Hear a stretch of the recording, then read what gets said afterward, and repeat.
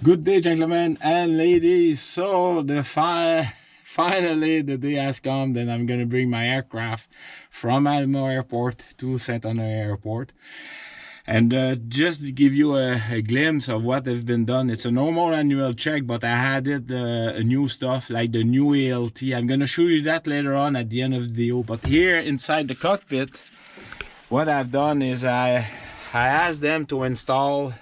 The GPS was, before it was right flush at the cockpit dash, and it was hard for me to see the screen.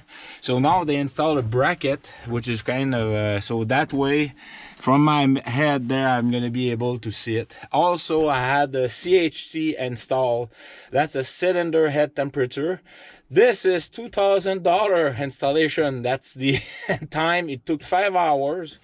The reason why is they used to have gauges, switch that they installed where I have to find. Oh, they're right there. So these switch were inside here, so they had to do some installation. So this is the squelch and the volume for my headset. Then the speaking switch for all the passenger. Well, I have one, and either myself. Other than that, they calibrated the airspeed gauge, the altitude gauge, and also the VSI, vertical speed indicator gauge, and that were overdue, those three. But because of the outside pitot tube was broken, they changed it with a new one. I'm going to show you the whole piece. So they completely tested. They all have also a static port outside. So yeah, it was kind of expensive this year, but it had to be done, and it's an investment the way I see it. And they did quite a good job. I'm very happy about that. Yeah, so stick around. I'm gonna install the camera on the dash, and as you can see outside, you can see the helicopter there. The condition, I've got a setting of 2,500 feet right now, so it's very good. I'm gonna do my inspection, then go to the bathroom for the last number one, and then we'll take off. All right, so I'm gonna install the camera. So yeah, very happy. Definitely, I've got some stuff also, but I'm gonna do my visual inspection pre-flight test, also the engine and everything. So stick around.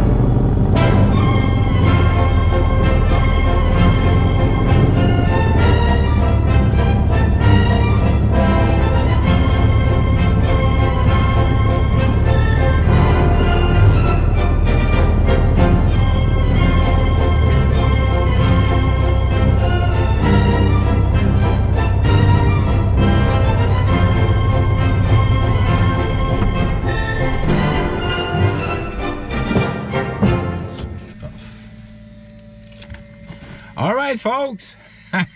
I've done it. So there's a little bit of snow. It's been a month since I flew, so and get used to, I was not able to start my GPS, but I play with my mixture on flight. I thinking it was my carb. I learned that lesson again. Oh boy. Other than that, it feels good.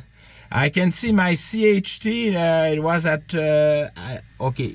probably not 3000, probably 300 Fahrenheit. But yeah, it's 300 Fahrenheit, so it was about 300 Fahrenheit. I know between 400 to 500 it's kind of dangerous, so always between 3 to 400 Fahrenheit for the temperature head cylinder, so the metal part basically. Other than that, I'm gonna fill up my tank, and probably next year I will have to look why the right tank is not good. It's not dropping as fast as the left fuel tank. There's probably a blockage in there, but we'll see about that. Other than that, the aircraft feels very good. I was able to climb to 2,800, but at 300 feet, at 3,000 feet, I was in fog, well, cloud. It had a little bit of snow, so other than that, I'm very happy that Poppy is back home, because yeah, and stick around. I'm gonna go with you in detail at home what everything has been done and how much it cost. You'll be surprised. It's an investment. That's I have to look at it that way. All right, folks, so thank you kindly. Stick around. All right, folks, so I just arrived at home. I just complete my my flying logbook. How many air time and flight time, when I took off, when I landed. So just for your reference, I flew 0.4, and the total from starting the engine and shutting down the engine was 0.6. So I've got a total of 10,904 hours airframe on this aircraft. All right. The engine itself, I must be around 60 hours, something like that. I have to look somewhere else. All right, now what I want you to explain is what they done on my engine. So I'm just gonna do, no, I'm not gonna use that book. This is my aircraft journal log. That's where I put my my flying time. I'm just gonna put it there, but this is the maintenance book. I'm just gonna put my calculator right there. All right, so just and that's the book where I do install my filter and oil change and everything, what type of oil, the lot number and everything. This is the annual last year. All right, and everything is in it. Okay, the parts they installed and everything. Last year I had the 2 towers. I had some corrosion over the fuel tank, stuff like that. Now this here, so what I will do, I'm just gonna put the close view on the camera, and then I will explain in me how much it cost me. So all right, so it's all in English, so it's stick around. All right, folks, so this is the work number. Here's the perform the annual inspection in accordance with CARS 625 APB and C. So, and the annual inspection and everything in accordance with the checklist and the snag to be rectified. This is the engine compression. So the cylinder number 1 was 76 for ED, cylinder number 2 76 from ED, 75 number 3 is 75 from ED, and number 4 it's 76 from ED. So it's outstanding. They install a flap button on my flaps to have this is like to make it slippery, so it's not still on steel. They did the engine oil drain and replenish, and it's 15W50. This is the same type of oil I'm using. It's aeroshell. They put 6 liter of it, and the part number of the aeroshell. And I've done the same thing too for Then the oil filter to be replaced, oil filter removed and cut open, no debris found, new oil filter installed. The same thing, I don't open my oil filter, they done that. Air intake filter to be replaced, they changed the engine air intake filter. They put a new element. I know they are not even 5 or maybe 6 hours, but they better safe than sorry. It's exposed a lot of dust too, not running, so I should put a cover over that. I'm thinking about that. CO2 detector installed. It's a very small carbon monoxide. It's not expensive. Perform an annual check on fire extinguisher. Inspect the first aid kit. Yes, they do that, even if I bought a new one. Perform exhaust cabin heater, so they check for if any cracks for me, because for it's important, so I don't let CO2 exposed to CO2 gas. Perform a seat track. They make sure that the track are well bolted and everything and not slippery. Perform the crack nut plates inspection, so everything around the aircraft for that. Perform the flapjack screws inspection and lubrication. Install the new ELT, that was expensive, so it's a ACK E-04 new ELT system. They register me with the Transport Canada Technology install manual and ground function service, found serviceable and everything. They of course they perform the ELT 24 months. It's part of the brand new thing, so I should be. And the battery are replaced. They are due in August 2030, so in 5 years from now. They are roughly almost $300. Perform the P22 static and transport correlation. So it need to be done, and it was carried out serviceable after they changed it because they didn't pass the first time. So that's why I had the P22, but I'm gonna show you the piece after, all right? And the aileron yoke control chain loose from pilot and co-pilot, so they changed that. Okay, now that they've done that on the 10th of October, the 8th of October, and after that I asked to install a well, it's a cylinder head temperature gauge. This is a very expensive, all right, and the probe to be installed. The installation and cylinder head temperature component in accordance with and everything. All right, now you want to know the price? All right, so let's roll it. All right, now that CHT alcohol gate kit, it come at $900. All right, this is without tax, Canadian buck, by the way. So this is it came with the kit, but they remove it because it's not the proper one. Of course, they installed the one, and this is the most expensive one, $275. And the installation, they put 6 hours, so it came to $630. And with our famous tax here in this province, and it came to $1,986.30. This is for only the small gauge I showed to you. All right, now all the annual inspection. All right, it done. They are standing, by the way. Very good guys, maintenance and painting, and also, but they charge well. Maintenance inspection, 16 hours it took, so it was $1,680. This is a base rate for normal inspection. All right, nothing to get fixed. If I have nothing to get fixed, that will cost me just add the taxes, so probably $2,000 roughly. Yeah, roughly. Then the certification for the new transponder. All right, the transponder that it be done to be, so that's 206.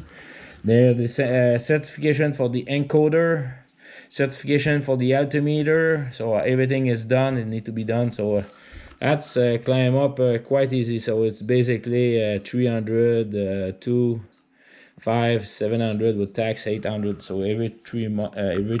It's not a must, but it was not done since long time ago. So I asked for them. Then, of course, troubleshooting the P2 tube. It won 1.5 hours at $100, 105. So it was cost me 157 cents. Removing and everything, 348. Now the new ELT installation, it was 525. It take them 5 hours. Now the ALT, it's expensive, is 1,370. Now the certification of the ALT, 155. Now the P2 tube assembly, it was a spare one. It was a used one, so it was 725. Sorry about the noise. Then the new thing for the GPS, it was $18. Then another 22. Then 48. So yeah, it came to that price, and they charged me time for that, of course. The flap button, it was they changed 23 of them, so it cost me $9 and $9.40, 20 cents. The oil filter, so you can see the price. The oil is $17 each, so 101. Oil filter, then the filter element, and everything. The carbon dioxide, it's not expensive, it's $5.48. The inspection for all the grease and the nuts and the time, and the documentation and certification. All right, now for the annual and everything, and everything like I just mentioned, it was 7,360.6 plus the CHT. So this year it cost me 9,352.26. So yes, it is expensive, and that's probably why most people are renting now. It's kind of sad because there's less and less pilot owner because of these price. Now this is a brick. Oh, that brick it's my ELT. All right, so you can see there's the switch for on, off, and then reset. It's not functional anymore. They even have the antenna. If I remove it, I can remove the this is the antenna, and it's touching here. It's the same type of antenna that we have when I was in the army for the PRC 25. I'm just gonna set it back there. All right, and they had also, just hold on, that was the antenna behind, okay, and they had the wire here and everything. They even have the just hold on, it's somewhere in there. Yeah, so I remember on the video I was asking what those switch are, and I remember very well. Then I was pushing that on, and I didn't know, and then I put reset right away, and that was a good thing because okay, you can have your ALT on, all right, to test it every 5 minutes of each hour. For 5 seconds, okay, so within the first 5 minutes of each hour, for 5 seconds you can test it. So basically you put your radio at 121.5, then you push on, then you heard like dee, dee, dee, dee, dee, dee, and then within 5 seconds then you just say reset, okay, and the light in the middle will tell you it's on. Okay, you are allowed to do that. But when I didn't know it is rated ELT, but the way the panel was made, it was I didn't see the ELT. So they changed also the switch. That was the wire from the antenna to the ALT. All right, and this one I don't know how old it is. I have the service number. I've got the date, the manufacturer date, 7/24. So it's 7/24, but the year I don't know. I will let you know. But it's not a new one. That's for sure. Okay, then the faulty culprit. This is the P2 tube. All right. Let me open it. I still have the tendency to have always a rag in my hands. Joe know that for All right. So this is a P2 tube. All right. This is bolted under the wing. The air came here. All right. Came in that, and that it's bolted to a tube, and the tube, like I told you, it's bolted to the speed the indicated airspeed gauge. And then it's connected to the altimeter and the VSI, the vertical speed indicator. How fast you go up and how fast you go down, and it's connected to the static port. So basically there's another tube connected outside the aircraft, because those the altimeter and the VSI, it's doesn't need this. All right, it need simply the barometric pressure outside. So both of them are like your barometer, your weather, you know, the one you knock on at home to know what's the barometric pressure. Well, the one they have the same, but it's set for sea level, and they compare the one you're flying in it, and then they give you the proper indicator. So that's why we have to set up at the airport, either at the altitude airport or the barometric pressure of the day. Now this one, I don't know how they take it apart. Yeah, here we go. I think that's it. Is it? All right. So basically it was leaking. All right, the tube in there, the thread was there's a ceramic in there to keep it warm, and yeah. Oh, I have it here. All right, just hold on. Just gonna remove it slightly. It's I don't want to break it. So look at the bad shape of it. It's broken. There's a little element in there to keep it warm so it's not frozen. So basically it was leaking, and that will it was not giving me the proper indicated airspeed. So it was safe, but still. So, and this is heated. That's why you see the, and those are not small wire, by the way. They are quite hefty. So of course there's a little hole in there to drain the water, and I've got the official P2 tube. It's not longer serviceable. So I'm very happy now, relieved that my aircraft is back, because trust me, yes, the CHE indicator was it was not a must, but it's a nice to know the temperature of my aircraft, because it's expensive engine. I want to take care of it. And the other thing I have left now is my broken snowblower. They will have a look next. They try to find second parts for the broken differential in front, but other than that,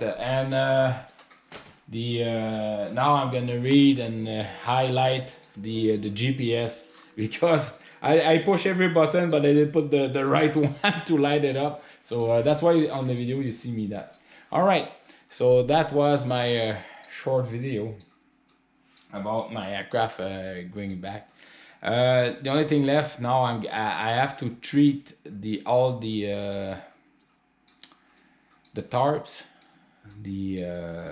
over the wings, over the back wing, and also the cockpit. I have to treat that every year for against the sun and also the weather, so to keep the tarp in good working order. Thank you very kindly for all your standing support, for subscribing to my channel, by the way. It's very kind of you, and let's support each other with knowledge. I know my aircraft is away from tractor, snow therapy, or all these outstanding channels that we challenge, but you guys seems to love when I give you when I give you news about my aircraft. So, and I like your encouragement. I'm about to do the test is the 5th of December here in Chicoutimi, so I don't have to go down 2 hours. It's gonna be 4-hour drive, 2 hours down in Quebec City and 2 hours back. They managed to thanks for the school at Exacta. I forget the name of the gentleman there, the chief pilot there. Sorry. Anyway, so he managed to so I will do my test, and then I will fly a couple of hours to bring me back on 172, and then I will get qualified for my aircraft, and it should be it. Hopefully everything will be done by Christmas, so yeah, that would be nice. All right, so take care of yourself. All right, thank you kindly for all your standing support, comment, and remember folks, all right, life is very good. Cheers.